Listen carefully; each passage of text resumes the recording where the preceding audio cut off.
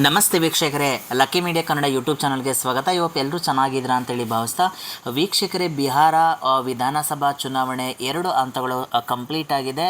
So ಎಲ್ಲರೂ ಕೂಡ expect ಮಾಡ್ತಿದ್ದಂಥ Axis ಮೈ ಇಂಡಿಯಾದ ಎಕ್ಸಿಟ್ ಪೋಲ್ ಆಚೆ ಬರ್ತಾ ಇದೆ ಸ್ನೇಹಿತರೆ. ಈ ಮುಖಾಂತರ ಆಕ್ಸಿಸ್ ಮೈ ಇಂಡಿಯಾ ಯಾವ ರೀತಿಯಾದಂತಹ ಮೈತ್ರಿಕೂಟಕ್ಕೆ ಮೆಜಾರಿಟಿಯನ್ನು ಕೊಡ್ತಾ ಇದೆ, ಯಾವ ಮೈತ್ರಿಕೂಟಕ್ಕೆ ಅತಿ ಹೆಚ್ಚು ಸ್ಥಾನ ಗಳಿಕೆಯನ್ನು ಕೊಡ್ತಾ ಇದೆ ಅನ್ನುವಂಥದ್ದನ್ನ ನೋಡ್ತಾ ಹೋಗೋಣ ವಿಡಿಯೋದಲ್ಲಿ. ಸೊ ಯಾರನ್ನ ನಮ್ಮ lucky media Kannada YouTube channel subscribe ಮಾಡ್ಕೊಂಡಿಲ್ಲ, ದಯವಿಟ್ಟು ಸಬ್ಸ್ಕ್ರೈಬ್ ಮಾಡ್ಕೊಳ್ಳಿ, ಶೇರ್ ಮಾಡಿ, ಲೈಕ್ ಮಾಡಿ ಅಂತ ಹೇಳ್ತಾ, ವೀಕ್ಷಕರೇ, ಆಕ್ಸಿಸ್ ಮೈ ಇಂಡಿಯಾ ಎಕ್ಸಿಟ್ ಪೋಲ್ ಅನ್ನುವಂಥದ್ದು ತುಂಬ ಅತಿ ವಿಶ್ವಾಸಾರ್ಹ ಒಂದು ಎಕ್ಸಿಟ್ ಪೋಲ್ ಅಂತ ಹೇಳ್ಬೋದು. ತುಂಬ ವರ್ಷಗಳಿಂದ ಆಕ್ಸಿಸ್ ಮೈ ಇಂಡಿಯಾ ಸುಮಾರು ರಾಜ್ಯಗಳಿಗೆ ಸಂಬಂಧಪಟ್ಟ ಹಾಗೆ ಎಕ್ಸಿಟ್ ಪೋಲ್ಗಳನ್ನ ಕೊಡ್ತಾ ಹೋಗ್ತಾ ಇದೆ. ಸೊ ಆಕ್ಸಿಸ್ ಮೈ ಇಂಡಿಯಾ ಕೊಡ್ತಾ ಇರ್ತಕ್ಕಂಥ ಎಕ್ಸಿಟ್ ಪೋಲ್ಗಳು ಒಂದು ರೀತಿಯಾದಂತಹ ಫಲಿತಾಂಶದ ದಿನವೂ ಕೂಡ ಅದೇ ರೀತಿಯಾದಂಥ ಅಂಕಿ ಅಂಶಗಳನ್ನು ನಾವು ಗಮನಿಸ್ಬೋದಾಗುತ್ತೆ. ಯಾಕಂದರೆ ಅದು ಕೊಟ್ಟಿರ್ತಕ್ಕಂತಹ ಟ್ರ್ಯಾಕ್ ರೆಕಾರ್ಡನ್ನು ನೋಡಿದಾಗ ಸ್ನೇಹಿತರೆ. ಸೊ ಆಕ್ಸಿಸ್ ಮೈ ಇಂಡಿಯಾ ಎಲ್ಲರೂ ಕೂಡ ಕುತೂಹಲದಿಂದ ಕಾದಿದ್ದಂತಹ ಆಕ್ಸಿಸ್ ಮೈ ಇಂಡಿಯಾದ ಎಕ್ಸಿಟ್ ಪೋಲ್ ಇವಾಗ ಅಂಕಿ ಅಂಶಗಳು ಹೊರಗಡೆ ಬಂದಿದೆ ಸ್ನೇಹಿತರೆ. ಈ ಮುಖಾಂತರ ಆಕ್ಸಿಸ್ ಮೈ ಇಂಡಿಯಾ NDA ಮೈತ್ರಿಕೂಟಕ್ಕೆ ಬರೋಬ್ಬರಿ 121ರಿಂದ 141 ಕ್ಷೇತ್ರಗಳ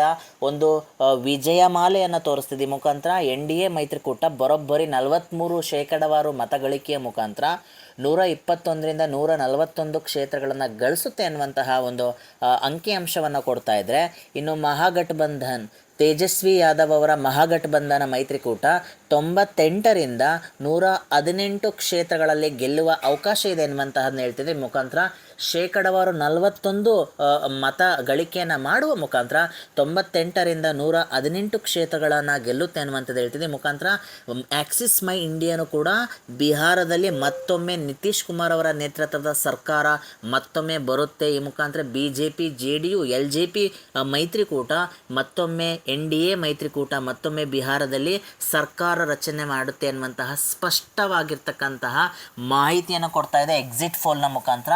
ಸೊ ಆಕ್ಸಿಸ್ ಮೈ ಇಂಡಿಯಾ ಎಕ್ಸಿಟ್ ಪೋಲ್ ಅನ್ನುವಂಥದ್ದು ಒಂದು ರೀತಿ ಎಕ್ಸಾಕ್ಟ್ ಪೋಲ್ಗೆ ಒಂದು ರೀತಿ ಎಕ್ಸಾಕ್ಟ್ ಆಗಿರುತ್ತೆ ಅನ್ನುವಂಥದ್ದು. ಅದು ಕೊಡ್ತಾ ಇರ್ತಕ್ಕಂಥ ಅಂಕಿ ಅಂಶಗಳು ಬರೋಬ್ಬರಿ ರಿಸಲ್ಟ್ ಡೇ ದಿನ ಬರುವಂಥ ಅಂಕಿ ಅಂಶಗಳಿಗೆ ಸಮಾನವಾಗಿರುತ್ತೆ ಅನ್ನುವಂಥ ಒಂದು ನಂಬಿಕೆ ಇದೆ ಸ್ನೇಹಿತರೆ.